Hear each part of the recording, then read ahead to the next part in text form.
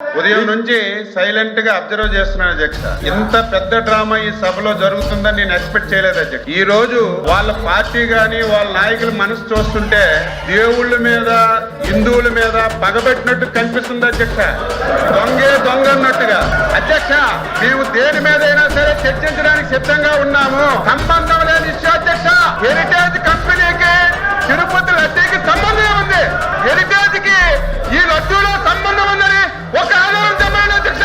10 రోజులు చర్చిద్దాం. సంబంధం లేని ఇష్యూని ఏమాత్రం ఆధారం లేకుండా కావాలని చెప్పి ఒక రెప్యుటేషన్ ఉన్నటువంటి కంపెనీని ఈ శాసనసభలో తీసుకొచ్చి ఎంత రాద్ధాంతం చేస్తున్నారు అధ్యక్ష. వీళ్ళే మాట్లాడేది, వీళ్ళు చరిత్రేంటి?